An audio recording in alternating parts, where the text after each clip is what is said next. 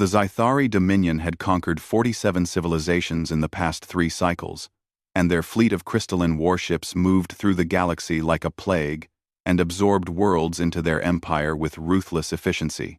Each species they encountered fell within weeks and sometimes even within days. Their strategy was simple and brutal. Broadcast a surrender ultimatum, and wait 3 rotations, and then obliterate all resistance, without mercy. Commander Vex Thor stood on the bridge of the flagship Eternal Dawn, and his multiple eyes scanned the holographic display of their next target. A blue-green world orbited a yellow star, and it was the 3rd planet from its sun. The preliminary scans showed a civilization barely capable of interplanetary travel, and they had primitive nuclear weapons and chemical propulsion and radio waves cluttering their electromagnetic spectrum. His tactical officer Rinval clicked in their native language and said this would be another easy conquest. The humans called their world Earth, and intelligence reports showed they were fractured into hundreds of competing nations, and they were constantly warring among themselves. Perfect prey for the Dominion. The Dominion had seen this pattern countless times before in their expansion across the galaxy. On Earth at the Arecibo Observatory in Puerto Rico, Dr. Helen Grant sat in the control room, and her coffee grew cold as she stared at the decoded message that had arrived 3 hours ago. Her hands trembled as she read it for the 100th time, and the words seemed to burn into her mind. Her colleague Peter Lane stood beside her, and his voice was barely a whisper when he said they needed to call someone like the government or the military or someone who could handle this. The message was clear and terrifying. Surrender all planetary defenses and submit to Dominion rule or face complete annihilation. They had 72 hours to comply. Within 6 hours, every major government on Earth had received the message, and panic spread through the halls of power like wildfire. The United Nations called an emergency session, and military commands worldwide went to high alert, but there was no illusion of victory among the leaders who read the technical specifications in the alien message. Humanity's most advanced weapons were children's toys compared to the technology the message described. President Margaret Davis sat in the Situation Room beneath the White House, and she was surrounded by generals and advisors, and everyone was talking at once and proposing impossible plans and desperate gambits that had no chance of success. Admiral Kyle Murphy was the first to speak the truth that everyone was thinking. He said they could not fight them because it would be like shooting spitballs at a battleship. General Linda Hayes slammed her fist on the table and asked if they were just going to surrender and give up without even trying. Margaret closed her eyes and thought of her daughter at college in California and her son teaching English in Japan. She thought of every child and every family and every person on Earth. 7 billion lives hanging in the balance. She said quietly that there had to be something they could do, and some way to make the aliens reconsider their invasion. In a small apartment in Seattle, former Marine Corps cryptographer Jake Morrison was thinking the same thing. He had left the military 2 years ago to work in cybersecurity, but old habits died hard for someone with his training. He had intercepted and analyzed the alien transmission independently, using skills he had learned in signals intelligence during his service. But Jake noticed something the official analysts had missed in their panic. The Dominion's message contained metadata, and lots of it. Transmission protocols and encryption signatures, and most importantly, a header that listed every previous conquest in detail. 47 worlds, and each one was annotated with casualty figures and resistance levels and assimilation timeframes. The Dominion was methodical and almost bureaucratic in their record-keeping. Jake's fingers flew across his keyboard as he worked to decode the pattern and maybe find a weakness. He searched for some civilization that had put up a good fight and some tactic that had worked even temporarily against the Dominion's might. But as he dug deeper into the data, his blood ran cold with the realization no one had lasted more than 3 weeks against the Dominion.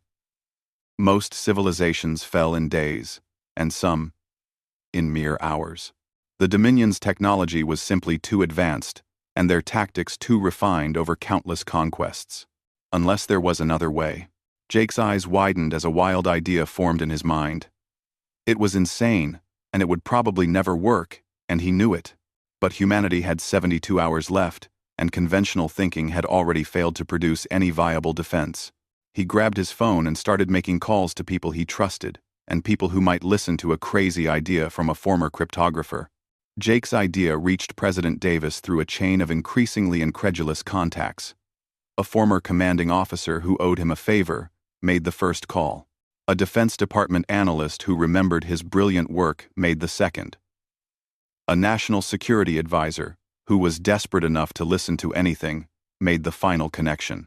24 hours after the ultimatum arrived, Jake stood in the Situation Room, and he was sleep-deprived and disheveled, but standing in front of the most powerful people on Earth. General Linda Hayes asked him to repeat what he wanted to do because she could not believe what she was hearing. Jake took a deep breath and said they should send the aliens humanity's complete history, and all of it, and everything humans had ever done to each other throughout recorded time. Admiral Murphy leaned forward in his chair and said he was not sure making humanity look like violent savages was going to convince the aliens to leave Earth alone.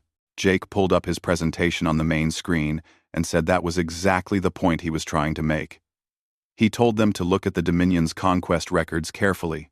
Every species they had defeated had one thing in common, and it was not what people expected. They were peaceful species, and advanced, yes, and technologically sophisticated in many cases, but fundamentally peaceful. They had outgrown warfare and violence in their development. President Davis studied the data on the screen and told Jake to continue his explanation. Jake continued and said that humans had not outgrown anything in their evolution. Humanity had 5,000 years of recorded history, and they had been at war for most of it. They had invented thousands of ways to kill each other and perfected the art of destruction.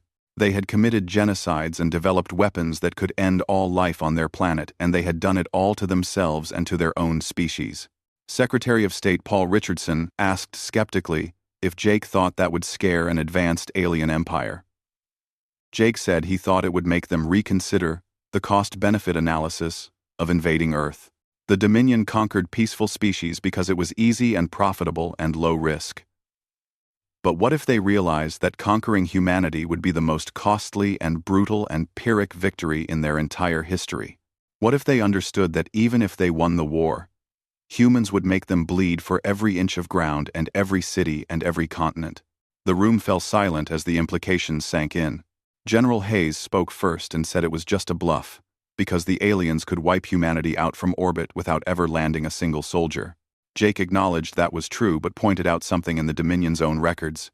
Their conquest data showed they preferred intact conquests with functional infrastructure and living populations they could integrate into their empire. Scorched earth tactics cost them resources and time and money.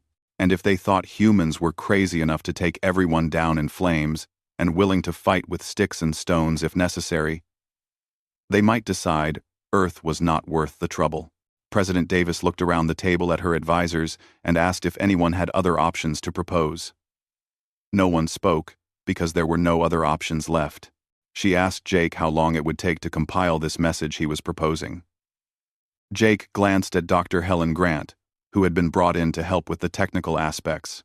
He said with the right team they could do it in 12 hours, but they would need historians and military records and anthropologists, and full access to classified archives from every nation. The Secretary of State said quietly that Jake would be showing the aliens every terrible thing humanity had ever done. Every war crime, and every atrocity, and every dark moment in human history. They would be painting themselves as monsters to an alien civilization.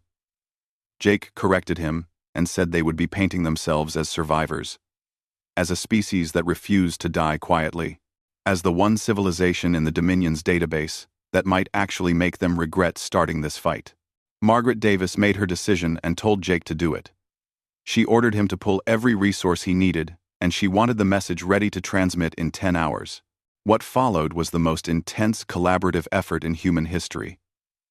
Historians from Oxford and Beijing and Cairo and Mexico City were pulled from their beds in the middle of the night. Military archives from every major nation were unlocked for the first time. The Library of Congress and the British Museum and the Hermitage all contributed their records. Dr. Grant coordinated the massive data compilation from Arecibo, while Jake worked with communications specialists to encode it in formats the Dominion could understand. They included everything from human history without filters or censorship, the Bronze Age collapse, and the Mongol conquests, and the 30 Years' War, Napoleon's campaigns across Europe, World War I and its industrial slaughter in the trenches, World War II and the Holocaust and the genocide, Hiroshima and Nagasaki and the atomic fires, Vietnam and Rwanda and Syria, and everything. But they also included the context that mattered, the resilience that humans showed after each catastrophe, the fact that after each war and each disaster, humanity rebuilt and came back stronger. The Warsaw Ghetto uprising and the French resistance and Stalingrad. Countless examples of humans fighting against impossible odds and refusing to surrender even in the face of certain death. And they included the technical details that would matter to a military analysis, the weapons and the tactics and the innovations born from desperation, trench warfare and guerrilla combat and improvised explosives, chemical weapons and biological weapons and nuclear weapons, mutually assured destruction, and the doctrine that said, if we cannot win, then nobody wins. Jake told his team in Hour 8 that the aliens needed to understand something fundamental. Humanity was not just saying they would fight. They were showing the Dominion exactly how they would fight. With everything they had, and in every way, they could imagine, and forever, if necessary. There would be no surrender, and no peace, and no end to the resistance. In the final hours, they added one more element to the message. Current military capabilities. Not to threaten because human weapons were primitive compared to Dominion technology, but to demonstrate a point. If humans were this dangerous with these primitive toys, imagine how dangerous they would be when they reverse-engineered alien technology from the wreckage of Dominion ships. Imagine what humans would do with shields and energy weapons, and faster-than-light travel. At Hour 11, with 1 hour before the deadline Jake had set for himself, President Davis reviewed the final compilation. 4,000 years of warfare compressed into a multi-terabyte transmission. A portrait of humanity at its worst and most defiant and most determined to survive. She looked at the data one last time and gave the order to send it. The message went out from every major transmitter on Earth and focused on the coordinates where the Dominion fleet waited at the edge of the solar system. Helen Grant watched the data stream from Arecibo and wondered if they had just signed humanity's death warrant or bought themselves a chance at survival. She said quietly that now they had to wait. Jake sat in the situation room and felt the weight of what he had just done. He had taken every terrible thing humanity had ever done and packaged it as a threat. He had told an advanced alien civilization that humans were monsters who would never stop fighting. His hands shook as he thought about it. Admiral Murphy put a hand on his shoulder and said Jake had given them a chance. That was more than they had an hour ago. President Davis addressed the room and said they needed to prepare for either outcome. If the Dominion retreated, they would have work to do. If the Dominion attacked, they would fight with everything they had. Either way, humanity had made its choice and sent its message. Around the world, people waited without knowing what had been sent. The governments had agreed to keep Jake's plan secret to avoid panic. The official word was that diplomatic negotiations were ongoing. But in command centers and military bases, everyone who knew the truth waited with held breath. Dr. Grant ran calculations on how long it would take for the message to reach the Dominion fleet. The speed of light was slow across astronomical distances. Hours would pass before the aliens received it. More hours before humanity would know if it worked. Jake left the situation room and walked outside into the night air.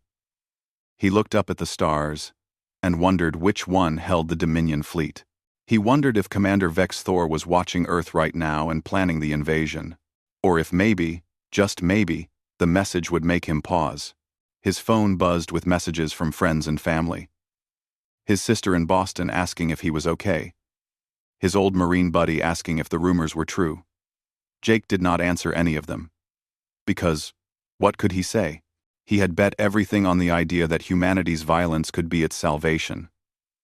That the same qualities that made humans terrible to each other could make them too terrible to conquer. It was a dark thought, and it kept him awake at night. But it was also true, and that mattered more than anything else in this moment. Commander Vex Thor was reviewing resource allocation reports when the human transmission arrived at the fleet. At first he assumed it was their surrender, because 42 hours had passed since the ultimatum. Most species caved around the 40-hour mark once panic had spread but before desperation set in. It was a predictable pattern the Dominion had observed across dozens of conquests. Rinval approached his command station and her vocal sacs fluttered with an emotion Vex Thor could not identify. She said he needed to see the transmission immediately. The transmission was massive, and far larger than any previous response from a species facing conquest. Vex Thor loaded it into the analysis system and began reviewing the contents. 3 minutes later he stopped the playback and stared at the data. He said the information must be corrupted because the casualty figures could not possibly be accurate. Rinval replied that they had verified the data 17 times using different methods. It was all accurate, and these events had really happened. The humans had done these things to themselves. Vex Thor resumed the playback and watched in growing disbelief as the history of human warfare unfolded before his eyes. The Assyrian conquests and the Roman legions and Genghis Khan's hordes sweeping across a continent. But it was the modern era that truly disturbed him to his core. The Great War, with millions dead in trenches and poisoned by gas and torn apart by artillery. Cities bombed to rubble, and civilian populations targeted deliberately. And then barely 20 years later they did it again on an even larger scale. The Second Global War was worse in every way. Industrial genocide and systematic extermination, and 2 cities vaporized by atomic fire in an instant. Vex's Thor paused the playback and asked if they were certain this species did this to itself and not to another species. Rinval confirmed that all conflicts were internal and human versus human. Same species and same planet and same genetic stock fighting each other. Vex Thor felt something unfamiliar crawling up his spine, and it took him a moment to recognize it as fear. In 47 conquests he had never encountered anything like this. The Dominion chose targets carefully and deliberately, peaceful species and rational species, and species that understood the logic of surrender when faced with superior force. He continued through the transmission, and the tactical analyses were particularly disturbing. Humans had developed warfare into a science and studied it in universities. They had doctrines for every scenario: conventional warfare, and unconventional warfare, and asymmetric warfare, and guerrilla warfare, and insurgency and counterinsurgency, and urban combat and siege warfare. They had written thousands of books about war and trained their young in military academies. They created entertainment about war and glorified it in their culture. Vex Thor ordered the tactical computer to pull up conquest projections based on the new data. The computer analyzed the human military capabilities and historical patterns and ran simulations. The results made Vex Thor's blood run cold in his veins. Standard orbital bombardment, followed by ground occupation. 78% probability of successful insurgency, lasting more than 10 cycles. Estimated Dominion casualties: high. Infrastructure preservation: minimal.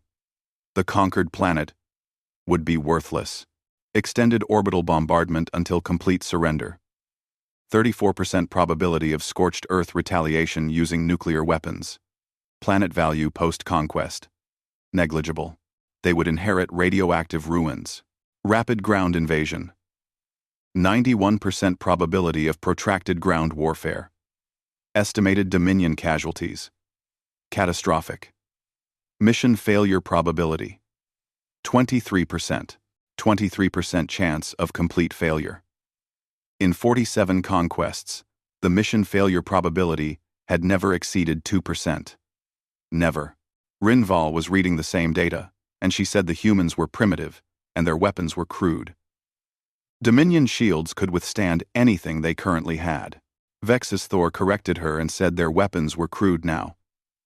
He told her to look at their technological progression over time. From wooden clubs to atomic weapons in less than 10,000 cycles. From first flight to moon landing in 66 cycles.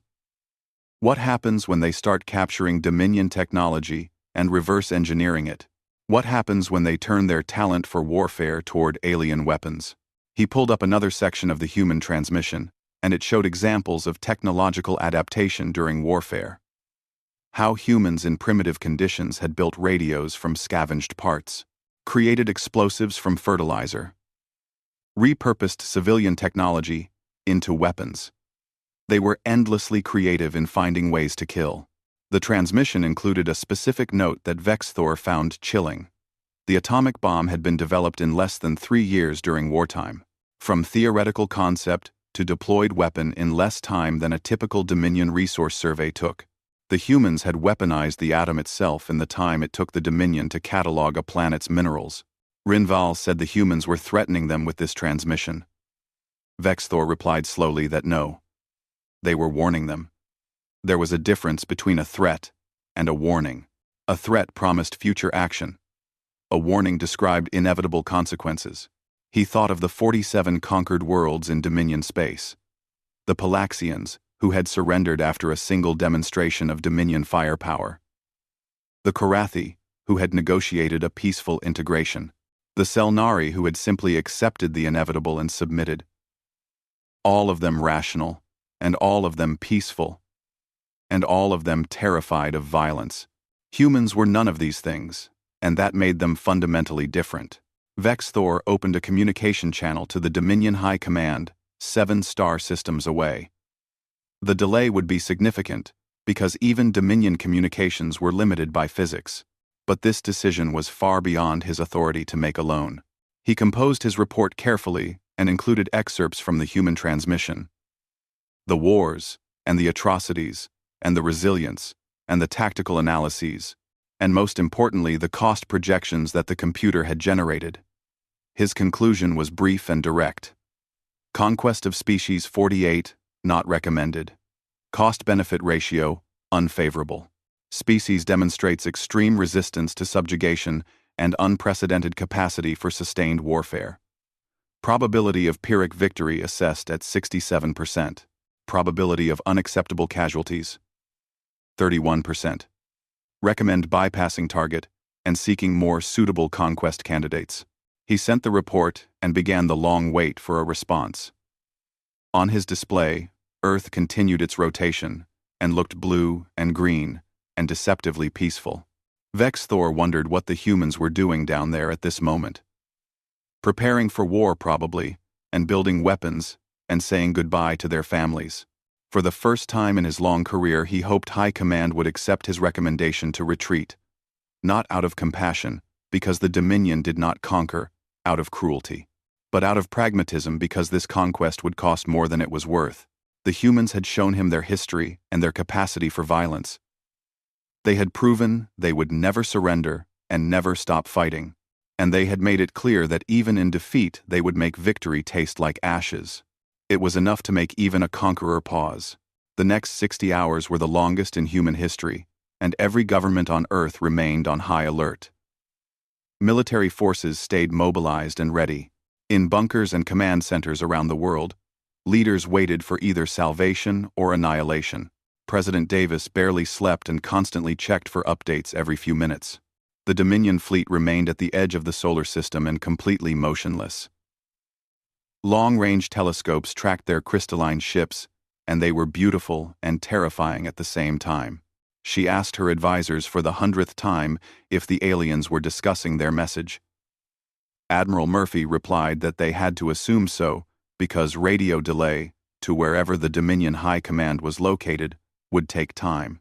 They were not going to make this decision locally without consulting their superiors. In Seattle, Jake Morrison sat in his apartment with the curtains open and stared at the night sky. His phone rang constantly with calls. News networks wanting interviews and government officials with follow-up questions. He ignored them all, because what could he say to them? His roommate Chris Palmer sat beside him with 2 beers and asked if Jake thought it worked. Jake replied that they were still alive, so maybe it had worked. That was all they could hope for right now. At Arecibo, Dr. Helen Grant monitored the Dominion fleet's position obsessively and could not stop herself. Her team had set up automated tracking systems, but she checked manually every few minutes anyway. Peter Lane told her she should rest and get some sleep. Helen asked how she could rest when she might have helped end the world with this plan. Peter countered that she might have saved it instead. He said, "Jake's plan was brilliant, even if it was insane." Helen said it was a desperate gamble, and nothing more. They had told the aliens that humanity was violent and irrational and impossible to control. What if the Dominion decided humans were too dangerous to leave alive? What if they decided to exterminate Earth just to be safe? Peter had no answer to that question because it was a real possibility. Around the world, people reacted in different ways to the crisis. Some prayed in churches and mosques and temples. Some rioted in the streets. Some spent time with loved ones and held them close. Some went to work as if nothing was happening and clung to normalcy because what else could they do? Social media exploded with speculation and theories. Conspiracy theories multiplied by the hour. Some claimed the whole thing was a hoax by the government. Others insisted humanity should have surrendered immediately. Still, others celebrated the defiance and were proud that humanity had essentially told an advanced alien empire to leave Earth alone. At the United Nations, diplomats from every nation met in continuous session and prepared for every contingency they could imagine. If the Dominion retreated, then what happens next? Would humanity unite in the face of future threats? Or would old divisions resurface once the immediate danger passed? The Chinese ambassador noted dryly that they were assuming humanity would get a future to worry about. In Russia, scientists worked frantically to enhance early warning systems. In Israel, military strategists developed worst-case scenarios and backup plans. In Japan, engineers discussed how captured alien technology might be reverse-engineered if they got the chance. In Brazil and Argentina and South Africa and India and across every continent, humanity prepared for whatever came next. But it was the individual moments that defined those hours of waiting. A grandmother in Kansas teaching her granddaughter to make bread and determined that some skills should survive whatever came next. A young couple in Mumbai deciding to get married immediately and refusing to wait for an uncertain future. A group of musicians in Vienna performing Beethoven's Ninth Symphony in an empty concert hall and streaming it live to the world.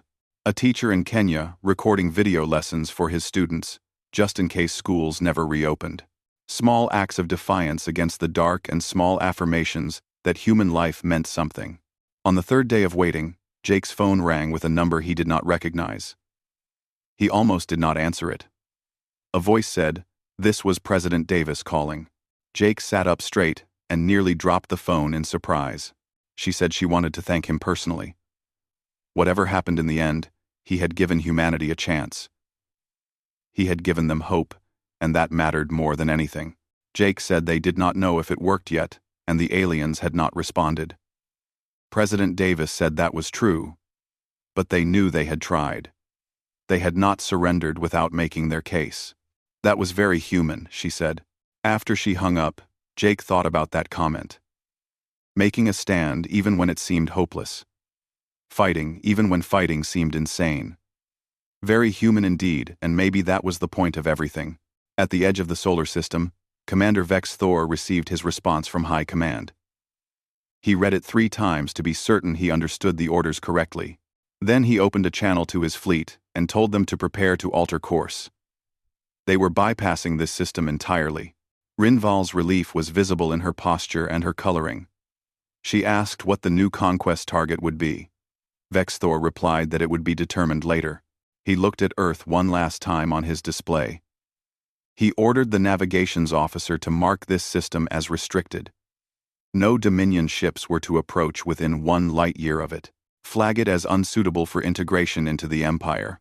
Rinval asked if they should send a response to the humans. Vex Thor considered the question carefully. Protocol said no. But something about the humans' message had been personal and direct. They had bared their entire history to him and shown him everything. Perhaps they deserved some acknowledgement of that. He composed a brief transmission and made it insulting and dismissive. Your world is beneath our interest. You are not worthy of Dominion attention. We will not return. It was completely untrue, but it allowed both species to save face. The humans could believe they had scared off the Dominion.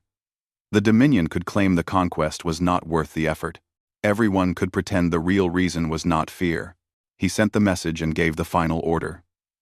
The Dominion fleet began to move, and their crystalline ships caught the light of Sol one last time before they turned away forever.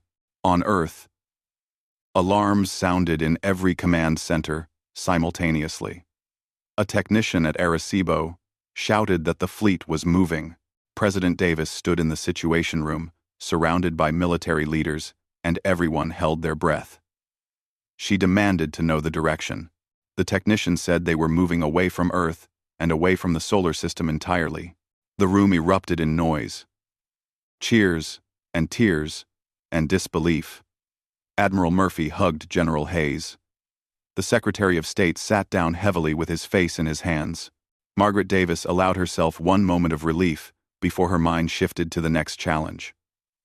She ordered someone to get Jake Morrison on the phone, and she told them to start setting up an emergency UN session because they had a lot to discuss.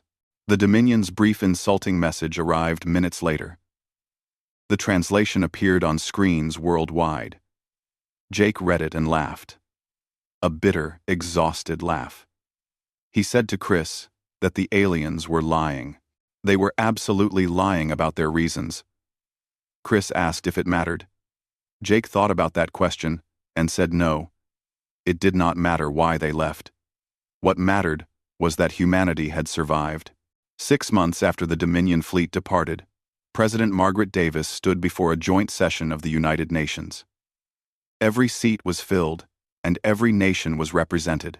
She began her speech by saying they had been given a gift. Not mercy, and not compassion, but time. Time to prepare, and time to unite, and time to ensure that when the next threat came, and it would come eventually, humanity would be ready. The months since First Contact, as it was now called, had been transformative for the entire world. The knowledge that hostile aliens existed had shattered old certainties. Border disputes that had raged for decades suddenly seemed trivial and petty. Ideological differences remained, but took on new context. When humanity faced a universe full of potential threats, Davis continued and said they could not unlearn what they had discovered. They were not alone in the universe, and they were not safe. But they were also not helpless if they worked together. The response to the crisis had been unprecedented in human history. A true global space defense initiative funded by every major economy. Research programs sharing data across borders without restriction. Military cooperation at levels previously unimaginable. Jake Morrison now worked for a new agency called the Office of Extraterrestrial Defense. His title was Senior Analyst, but really he spent his days thinking about the unthinkable, how humanity could defend itself against threats it barely understood and could not predict. He told a room full of military officers during a briefing that they had gotten lucky with the Dominion. The Dominion was a known quantity and methodical and rational. They did cost-benefit analysis before conquering. But what about the next aliens humanity encountered? What if they did not care about casualties? What if they were religious zealots? What if they just wanted to exterminate humans for existing? The questions haunted everyone in the new defense establishment. Earth had satellites watching the sky now, and more being launched every week. Radio telescopes listening for signals constantly. Early warning systems that would provide at least some notice of approaching threats. It was not enough, but it was better than the nothing they had before. Dr. Helen Grant led the expanded SETI program now. If hostile aliens existed, then maybe friendly ones did too. Maybe humanity could find allies and trading partners, and sources of knowledge. She told her team at Arecibo that humans were still so primitive. They barely understood their own solar system. They needed to accelerate their development, but carefully. They could not sacrifice who they were in the rush to become something else. That tension ran through every discussion about the future. Humanity needed to become stronger, and more advanced, and more united. But the very qualities that had convinced the Dominion to retreat were also the qualities that made humans human. That defiance, and that martial history, and that refusal to submit. General Linda Hayes argued during a NATO strategy session that they needed to be dangerous enough that no one wanted to fight them, but not so dangerous that they became the monsters they had warned the Dominion about. Some people argued humanity should militarize completely and turn every resource toward defense. Others insisted that science and culture and cooperation should take priority. The compromise was messy and imperfect, like most human solutions. Heavy investment in both defense and space exploration. Increased cooperation, but maintaining national sovereignty. Shared technology with safeguards against weaponization. It was not perfect, but it was progress. Jake kept the original transmission data on a secure drive in his apartment. Sometimes, late at night, he reviewed it and thought about what he had done. All those wars, and all those atrocities. He had packaged humanity's worst moments and sent them into space as a threat. Chris asked him one evening if he had any regrets about it. Jake admitted that he had regrets every day, but he would do it again if he had to. Chris asked why. Jake said, because it was true, and they had not lied to the Dominion. They showed the aliens exactly what humans were. And yes, a lot of that was terrible, but it was also real. Humans were not a peaceful species, and maybe someday they would be. But right now they were survivors, and sometimes surviving meant being willing to fight. The first anniversary of First Contact became a global holiday called Humanity Day. Not a celebration of war, but an acknowledgement of survival, of resilience, and of the moment humanity looked at extinction and refused to accept it. President Davis gave another speech that day, and this one was broadcast from the newly completed International Space Station 2, which was 3 times larger than the original. She said they had learned something about themselves this year. They were capable of terrible things, and they had done terrible things throughout history. But they were also capable of unity when it mattered, of sacrifice and of courage when facing the unknown. The Dominion thought humans were just another primitive species ready for conquest. They were wrong about that assessment. Davis said humans were not perfect, and not peaceful, and not saints. But they were here, and they had survived. And they would keep surviving, no matter what the universe threw at them in the future. The message resonated across the world. In Lagos and Los Angeles and Mumbai and Moscow, people gathered to watch and to remember and to honor the fact that humanity had endured. Jake watched from his apartment in Seattle with a beer in hand. His phone buzzed with a message from Helen at Arecibo. She said they were getting some interesting signals from Alpha Centauri. Probably nothing, but maybe he should come take a look at the data. He smiled at the message. Probably nothing, and that was humanity in a nutshell. Staring into the unknown and knowing it might kill them, but looking anyway. He typed back that he was on his way to Puerto Rico. At the edge of known space, Commander Vex Thor received reports from scout ships about dozens of potential conquest targets, species ripe for integration into the Dominion Empire. But his thoughts kept returning to that blue-green world, orbiting an unremarkable yellow star in a distant spiral arm. The High Command had classified the entire incident. The records were sealed, and access was restricted. Officially, Species 48 had never existed. The Dominion had simply moved on to more suitable targets, but Vex Thor knew the truth, and so did his crew. The Dominion had retreated.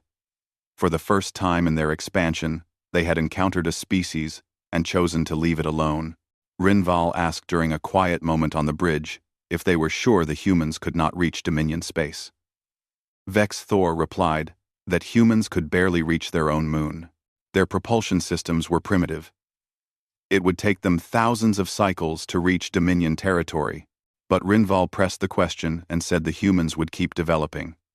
They would get better and faster. Vex Thor agreed quietly and said yes, they would. And that was the other reason the Dominion had retreated. Not just the cost of conquest, but the fear of what humanity might become. A species that advanced from stone tools to nuclear weapons in a few thousand cycles. A species that thrived on competition and conflict. What would they be like in 10,000 cycles? 100,000 cycles. Better to avoid them entirely. Better to pretend they did not exist. Better to hope they stayed on their side of the galaxy far away. On Earth, Jake Morrison boarded a plane to Puerto Rico, thinking about the signals from Alpha Centauri. Probably nothing, but possibly something. And either way, humanity would investigate, would explore, would push forward into the unknown. Because that was what survivors did. The Dominion had been right about one thing. Humans were dangerous. Not because they were powerful, but because they refused to quit, refused to surrender, and refused to accept limits. They were dangerous because they were human. And now the galaxy knew it, and word would spread. Earth was the planet you did not invade, and humans were the species you left alone.